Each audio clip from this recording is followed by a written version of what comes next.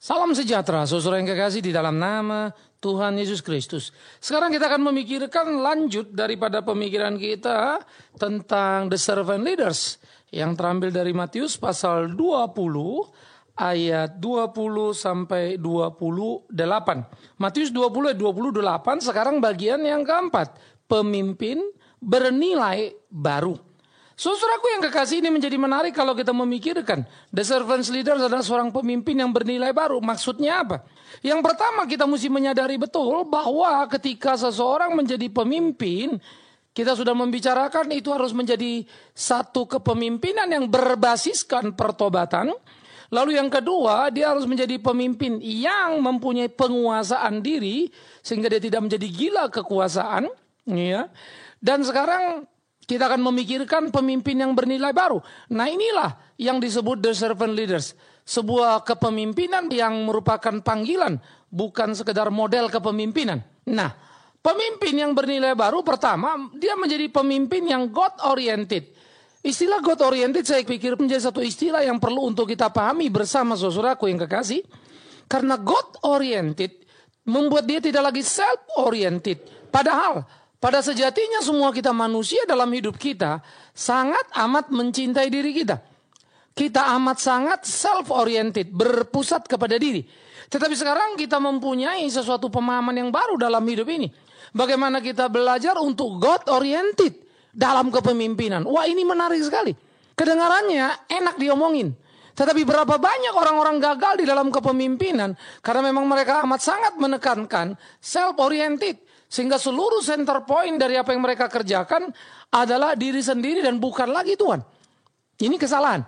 Nah, jadi saudara, God oriented harus menjadi satu semangat yang kita tumbuh kembangkan. God oriented menjadi satu semangat yang kita pakai untuk terus mengevaluasi diri kita, posisi kita sebagai pemimpin.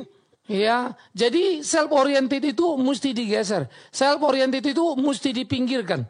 Nah, tidak mungkin kita bisa membangun satu pemahaman nilai God-oriented kalau kita tidak terus-menerus membaca Alkitab, menggali Alkitab. Kenapa? Karena Alkitab ini akan menjadi semacam satu proses pemurnian terhadap seluruh nilai-nilai dalam diri. Nah, karena itu tidak bisa dibayangkan kalau pemimpin Kristen, ya, yang seharusnya God-oriented itu ternyata malas baca Alkitab misalnya. Ya, Anda tidak akan pernah teruji. Sehingga istilah-istilahnya dipakai God-oriented, self-oriented gitu ya. Lalu kepemimpinan sebetulnya yang dikembangkannya tidak lebih, tidak kurang dari kepemimpinan gaya dunia yang diberi warna-warni baju kekristenan.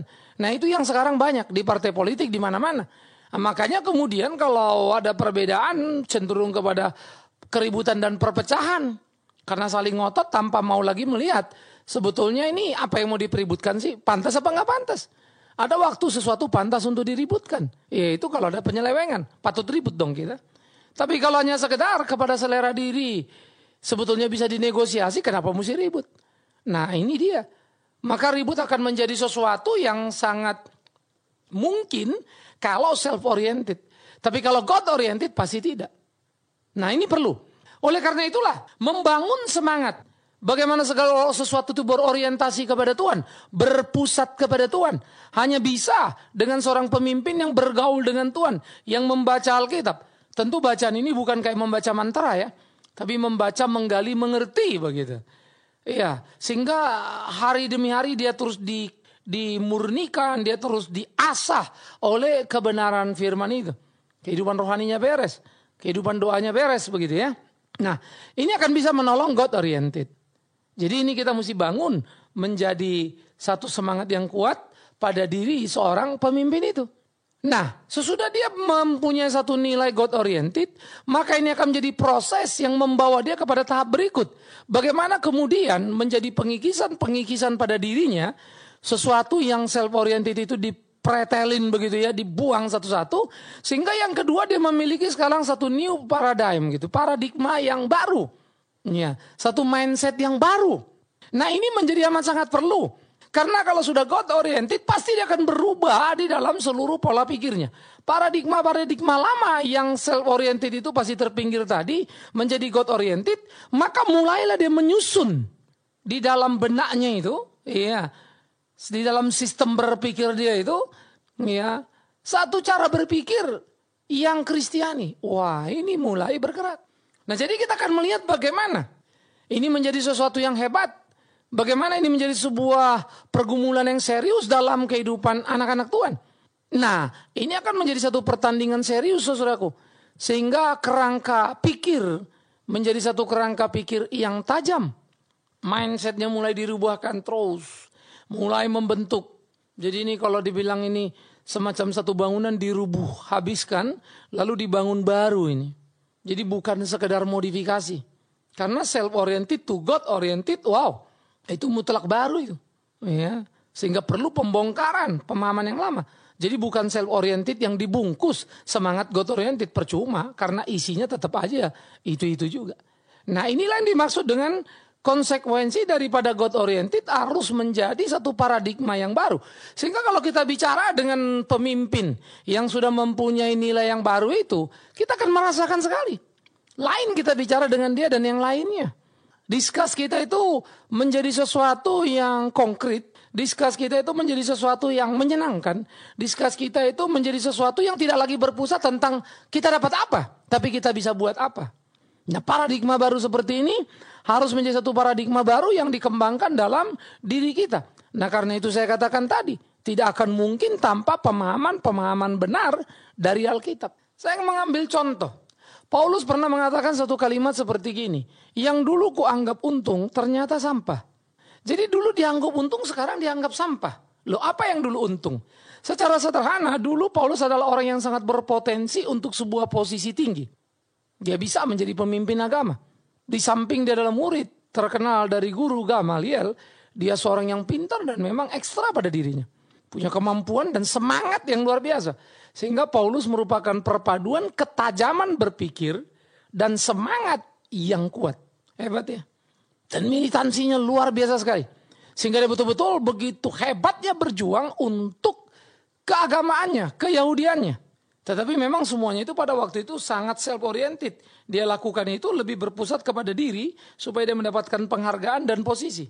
Nah, ini bakti keagamaan. Tapi masih berpusat pada diri. Jadi saudara jangan berpikir orang yang bakti keagamaan itu tidak berpusat pada diri. Tampaknya dia sepertinya melayani dan mau menyenangkan Tuhan. Tapi sebetulnya agenda diri banyak sekali. Nah, ini kita harus hati-hati. Perlu sebuah kejujuran di sana. Nah, saudara-saudara, sesudah itu kemudian apa yang terjadi dengan Paulus? Dia bertemu dengan kebenaran Kristus. Yesus menyatakan diri kepada Paulus, Paulus bertobat. Sehingga namanya disebut Paulus setelah sebelumnya namanya adalah Saulus. Tetapi ketika dia mengikuti Yesus, seluruh hidupnya untuk Yesus, untuk Tuhan itu. Wow, dia mengalami banyak masalah. Sekarang dia sudah mulai diuber-uber, disesat, dicambuk seperti penyamun gula lari sana lari sini. Dia harus keluar masuk penjara. Ironis. Iya. Sehingga dia seringkali mengatakan pergumulan-pergumulan yang sangat serius. Menghadapi aniaya tapi tidak binasa. Kehilangan akal tetapi tidak putus asa. Wow. Ada sesuatu yang berubah. Lain sekali. Sehingga kekuatan yang dahsyat karena sebuah paradigma yang baru tadi. Paradigma yang sudah diubahkan. Di mana tidak lagi self-oriented menjadi God-oriented. Membuat seorang Paulus itu menjadi Paulus yang amat sangat luar biasa. Lalu kita mulai membaca pergumulan-pergumulan, pemikiran-pemikiran Paulus akan kebenaran. Bagaimana Roh Kudus menuntun membimbing dia. Sampai dia juga mengatakan, adapun hidupku ini bukan aku lagi, tapi Kristus yang hidup di dalam aku. Aku hidup hanya dalam iman percaya kepada anak Allah itu. Dan itulah kehidupanku. Hebat ya. Nah, jadi disinilah sesuatu yang hebat terjadi pada diri seorang Paulus. Maka Paulus yang sama itulah berkata, maka kalau engkau berpikir, pikirkanlah perkara-perkara yang di surga, yang di atas sana, bukan perkara yang di bawah. Artinya bukan Anda tidak membumi. Nah, ini aspek yang ketiga. Artinya apa? Saudara dan saya, pemimpin yang mempunyai semangat servant leaders tadi itu, maka dia harus menjadi pemimpin yang memikirkan seluruh kegerakannya berdampak terhadap kekekalan. Jadi yang pertama tadi God oriented. Itu akan membangun satu paradigma yang baru. Dari paradigma yang baru, itu semua yang dikerjakan akan berdampak pada kekekalan. Artinya, tidak ada satu apapun yang dikerjakan yang tidak mempunyai korelasi dengan kekekalan, dengan kebenaran, dengan keselamatan. Nah, ini perlu. Ambil contoh, orang kerja Alkitab bilang begini, kalau kau kerja, kerjalah seperti kepada Tuhan bukan manusia. Maksudnya apa ya? Supaya kalau kamu kerja seperti kepada Tuhan, kerjaanmu jadi kesaksian. Kamu kan kerja cari uang toh? Betul. Tetapi mestinya memuliakan Tuhan yang nomor satunya.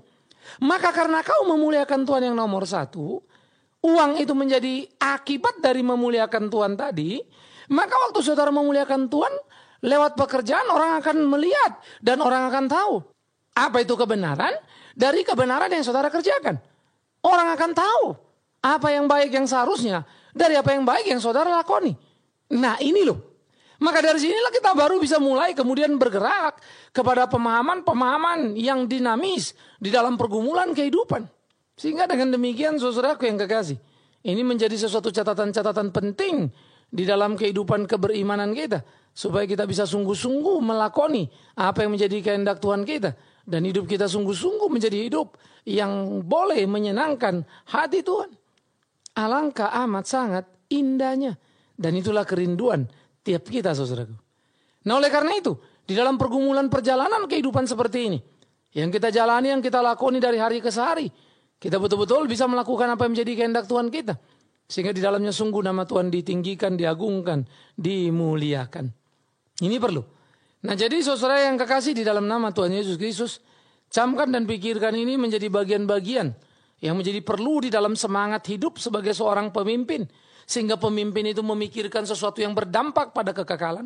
Apa yang dikerjakannya sekarang tidak hanya sekedar berkaitan dengan apa yang bisa didapatkan di depan atau yang kita sebut masa depan. Tetapi lebih lagi yang berkaitan dengan kekekalan. Maka bagi dia di dalam memimpin kebenaran menjadi azas paling penting. Seperti apa sih bentuknya Pak? Begini berdampak kekekalan. Misalnya, saudara bisa menggapai satu titik hasil yang bagus di depan. Tapi dengan cara yang kurang tepat lah begitu, kurang baik. Kita nggak usah bilang terlalu jahat ya, kurang baik. Maka saudara akan mengetahui cara yang tidak baik atau kurang baik ini, sekalipun akan mendapatkan hasil yang baik, tetap tidak baik kan. Karena itu tidak benar. Dan ini akan bersifat sementara, menggapai ke depan. Tetapi kesalahan yang sedikit tadi yang disahkan itu akan menjadi kesalahan besar yang disahkan. Sehingga orang terbiasa dengan kesalahan, terbiasa dengan salah. Akibatnya dia tidak merasa salah lagi waktu melakukan yang salah. Maka pada langkah pertama kelihatan tipis, ada masih penyesalan.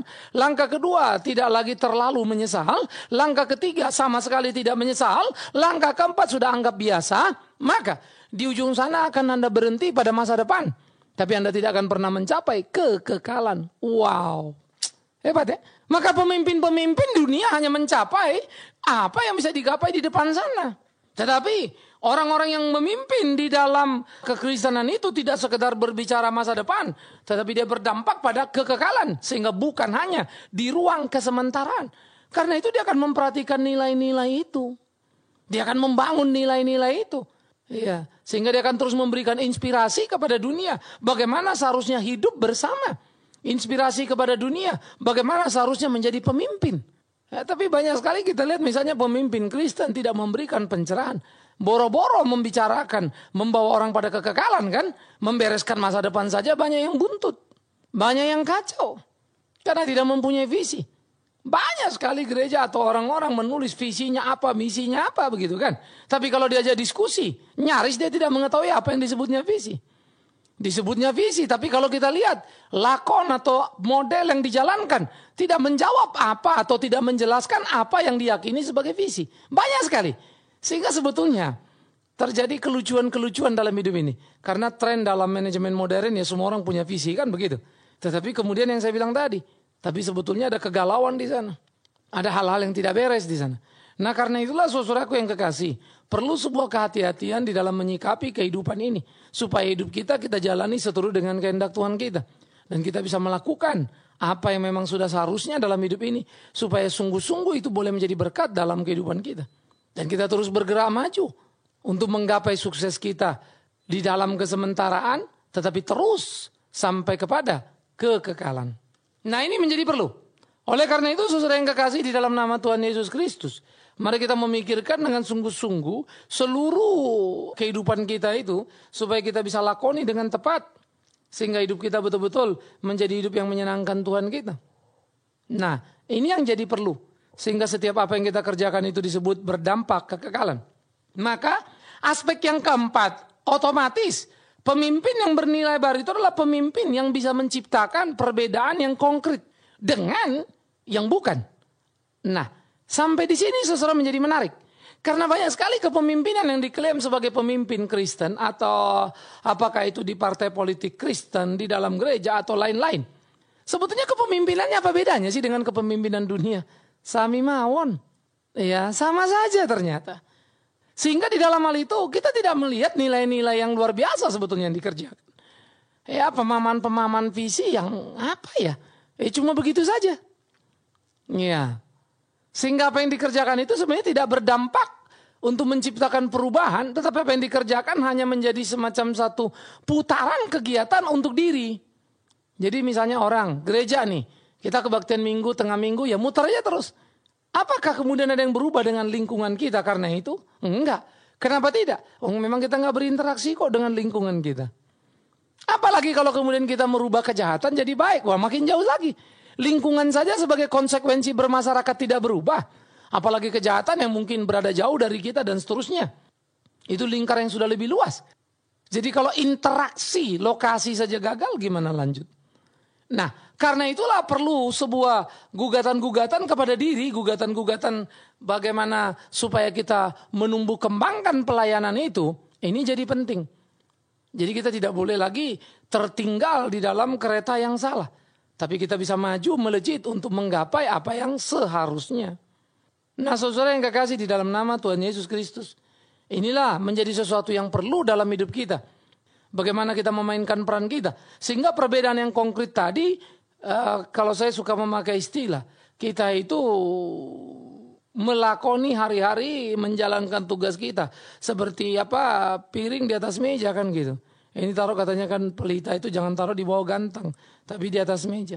Dilihat semua orang dan bertanding. Dan jangan takut dong. Nah, dengan melihat itu orang akan melihat ada perbedaan yang jelas antara kita dengan dunia. Dunia memimpin untuk sebuah kekuasaan, kita tidak. Dunia memimpin untuk sebuah kepuasan, mendapatkan keuangan, kita tidak.